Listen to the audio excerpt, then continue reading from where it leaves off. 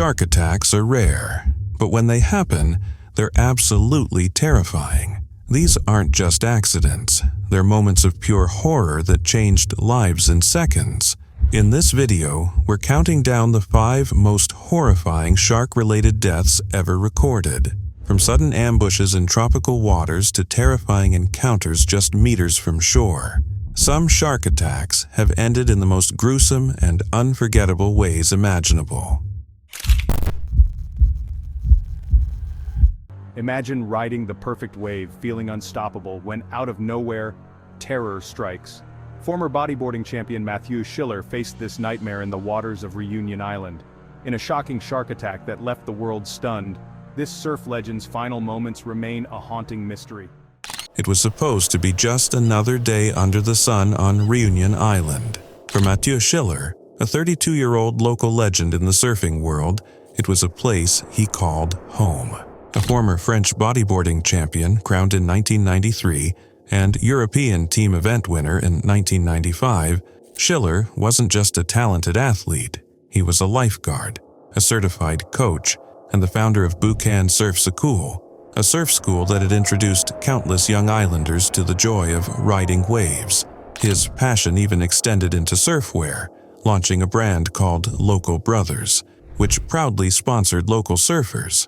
But on September 19, 2011, that same ocean he loved so deeply turned into a scene of pure horror. The warning signs were unmistakable. Rough seas pounded the coastline, and lifeguards had hoisted red flags along the beach of Buchan Canoe, signaling treacherous waters and advising swimmers and surfers to stay ashore. But as is often the case in tight-knit surf communities, experienced surfers like Schiller weren't so easily deterred.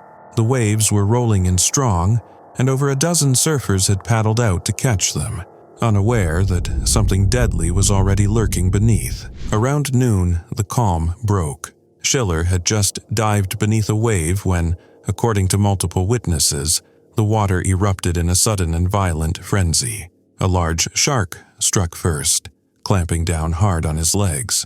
Schiller fought back with everything he had, using his boogie board to strike at the predator. But then came a second shark, this one tearing into his torso. Moments later, a third shark was seen thrashing nearby, its jaws snapping through the blood-churned water. Panic gripped the lineup. Surfers screamed and scrambled, but some rushed toward the attack. Yves Delaplane managed to reach Schiller, desperately holding his wounded friend on a surfboard. Vincent Rzepecki, a lifeguard, paddled out through the chaos to help. The two tried to pull Schiller to safety, but just as they made progress, a powerful wave smashed down on them, knocking Rzepecki off balance. He held on to Schiller for as long as he could, refusing to let go, but another wave crashed through, tearing the now limp body from his grasp. By the time rescue teams arrived, the scene had become a nightmare. The waters were teeming with sharks, drawn into a frenzy by the blood. Firefighters attempted to retrieve what they could, but it was hopeless. The ocean was no longer just wild, it was carnivorous. They were forced to abandon the effort. Schiller's body was never recovered. Survivors later described the moment in chilling detail. One surfer recalled seeing Schiller raise his arm and scream, followed by a sudden cloud of red blooming beneath the surface. Another said the shark that attacked him circled first, sizing him up with eerie calm before striking with unimaginable speed. The impact on the community was profound. Schiller's death was the 4th shark attack on Reunion Island that year, and it became a turning point. Surfing licenses on the island dropped from 1,600 in 2011 to just 400 by 2015. Fear gripped the once thriving surf culture. Parents pulled their children from lessons. Tourists stopped venturing into the water, and a fierce debate ignited over shark management, marine protection, and the dangers of surfing in a region increasingly known as a global hotspot for shark attacks. To this day, no one truly knows how many sharks were involved in the attack. Some believe they were tiger sharks, others say bull sharks. What's certain is that the ocean that day became a slaughterhouse, and a man who had dedicated his life to its beauty was devoured by its darkest side. Matteo Schiller's legacy lives on not just in the surf school he founded or the brand he built, but in the hearts of every surfer who now hesitates before paddling out on Reunion Island.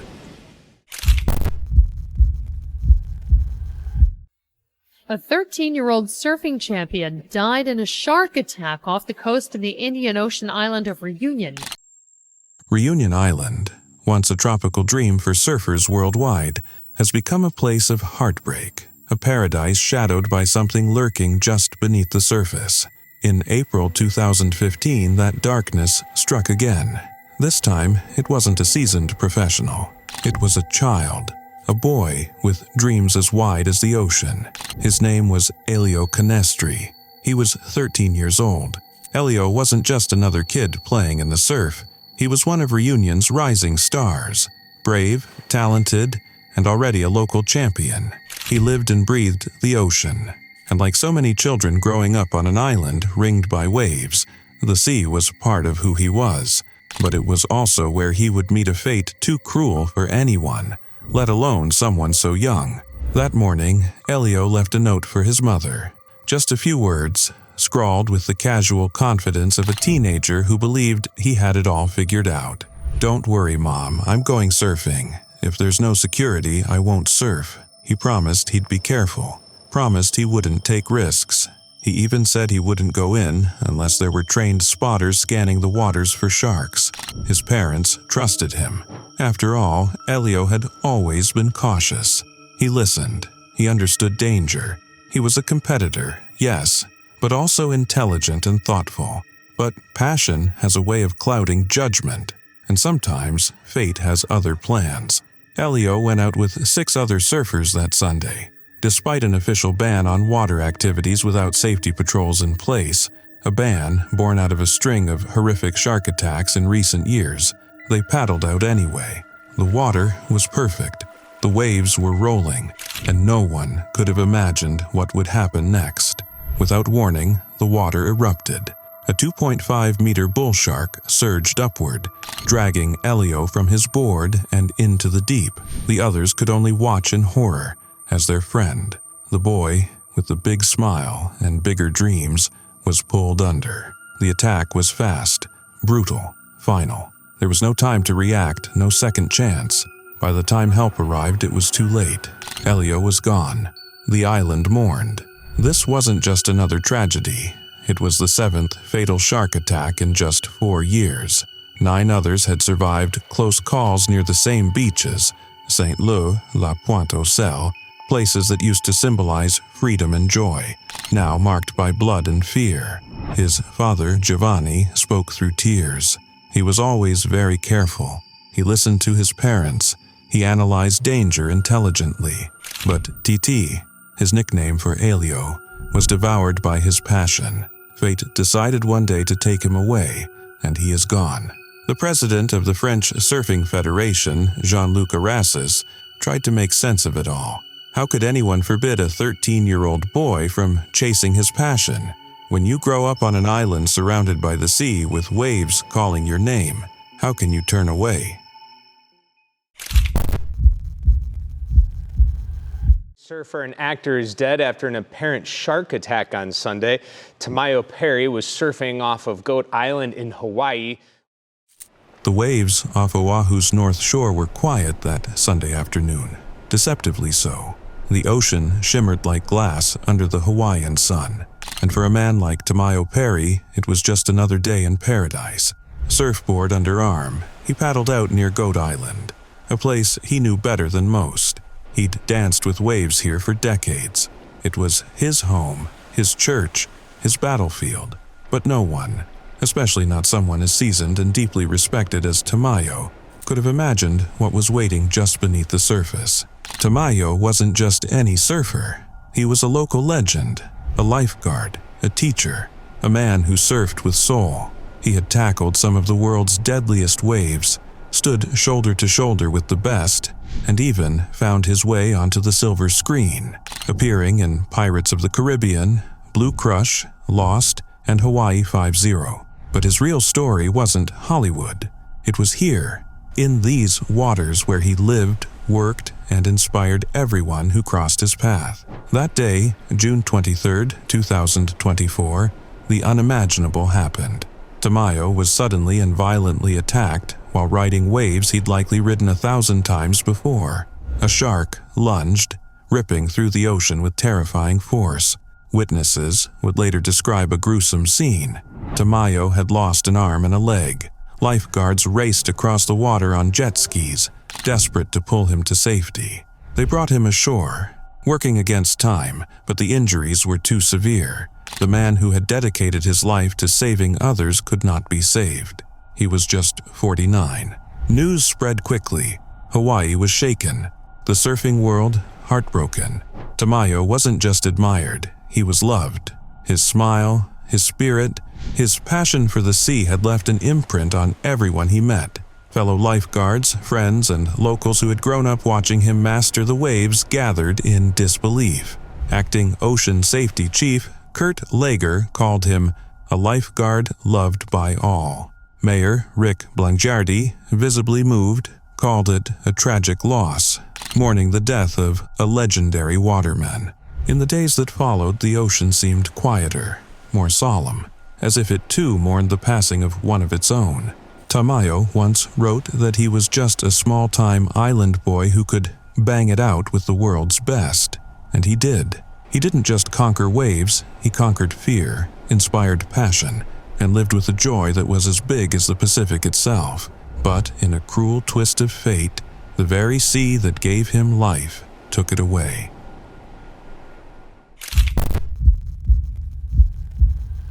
A 17-year-old girl has died after being mauled by a shark in full view of her family members on Australia's southwest coast. It was supposed to be a beautiful family outing, an Easter weekend filled with sunshine, surf, and memories.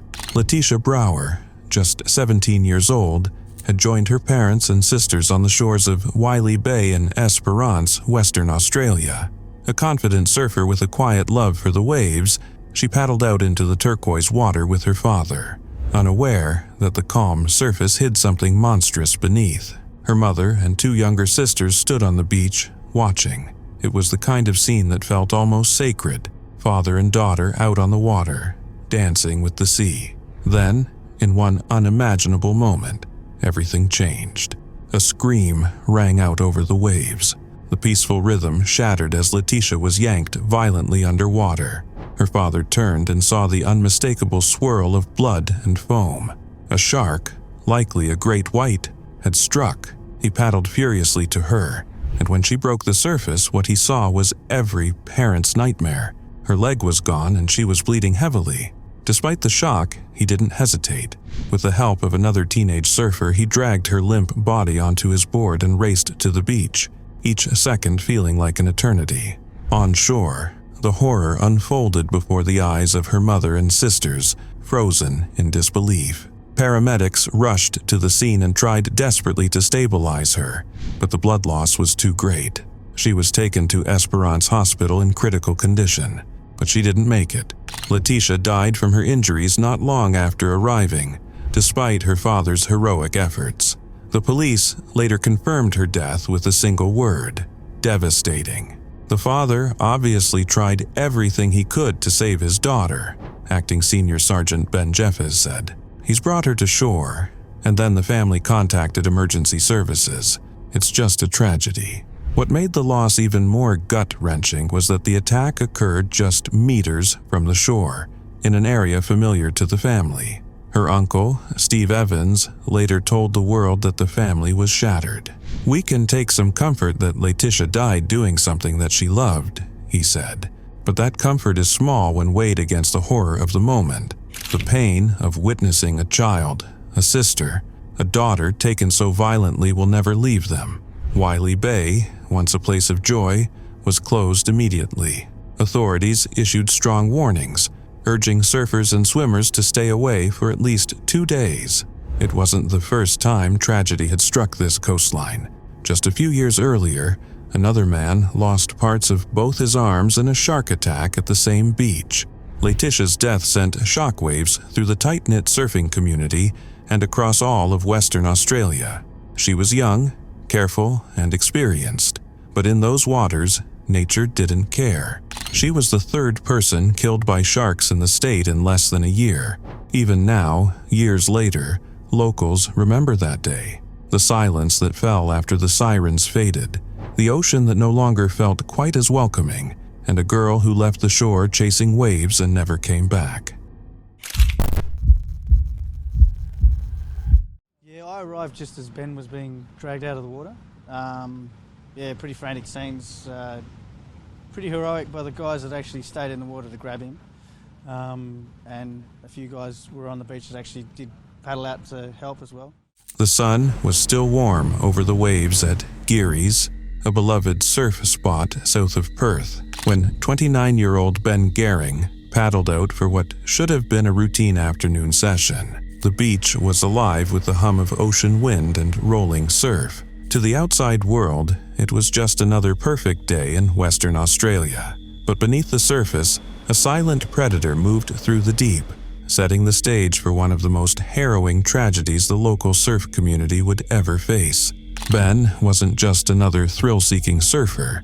He was a cautious, thoughtful man, a FIFO, fly-in, fly-out worker who took care of his body, respected the sea, and kept an ear tuned to shark alerts. Friends said he wouldn't have gone in if he'd known a shark had been spotted earlier that day near Pyramids Beach, just 1.8 kilometers away. But maybe he hadn't heard. Or maybe, like so many ocean lovers, he had grown used to pushing through the ever-present risk. At around 4 p.m., just minutes after hitting the water, something immense slammed into him with terrifying force. The surface exploded into foam and blood. Ben's leg had been severed above the knee in a single, devastating bite, likely by a great white shark measuring over 4 meters. Surfers nearby shouted in panic, paddling furiously toward the red cloud. One recalled the horror in his voice. He was pale. They had him propped up on a surfboard, trying to paddle him in. There was still 100 meters to go. What followed was a desperate, heart-pounding effort to save him, dragging his body ashore, performing CPR on the sand, working for 20 minutes while his life slipped away one drop of blood at a time. Paramedics arrived, racing him first to Peel Health campus. Then, as his condition worsened, he was airlifted by helicopter to Royal Perth Hospital, 80 kilometers north. The doctors did all they could. For 3 long days he lay in critical condition, surrounded by family and friends. His fiancée, Jasmine Boyer, held vigil at his side, whispering words of love and hope. She had just found out she was pregnant. Ben had recently learned the news himself. He was going to be a father, a revelation that had filled him with joy and a quiet pride. But the ocean had already made its claim. On Friday night, May 6, 2016, Ben Gehring passed away in the ICU. The outpouring of grief was immediate. The local surf community was rocked to its core. This wasn't just a statistic. This was Ben, a calm, steady soul with a passion for the ocean and a life just beginning to take shape. Friends spoke of his kind heart, his strong work ethic, and how much he was looking forward to building a future with Jasmine. In the aftermath, authorities moved quickly. Baited drumlines were deployed near the attack site, and by Wednesday, a massive 4.2-meter great white shark was caught and killed. Officials called it a hazardous shark, explaining that any tiger, bull, or white shark over 3 meters qualified for termination. But there was no proof this was the same shark that had attacked Ben. Critics, including WA Green's MP Lynn McLaren, blasted the decision, pointing out that no autopsy was performed, and no effort was made to verify if this was indeed the killer. To go out and kill a shark without identifying whether it was responsible does nothing but satisfy a need for revenge, McLaren said. It's not science, it's reaction. Still, the debate did little to dull the ache of loss. Ben's family released a heartbreaking statement, thanking everyone involved in the rescue effort. The bravery and efforts of his rescuers and the care provided by the doctors and nurses has been amazing, they said. We would also like to thank family and friends for their messages of love and support. They are greatly appreciated. In the days that followed, surfers returned to the water, some with flowers, some with tears, and some with fear still fresh in their eyes. But they paddled out anyway because the ocean doesn't release its hold easily. For many, it's not just a place, it's a part of who they are. And so was Ben. He wasn't just lost to the sea, he was remembered in every set wave that rolled in every board waxed and leash strapped. His story, marked by love, bravery, and unbearable loss, became a warning, a tribute, and a legacy.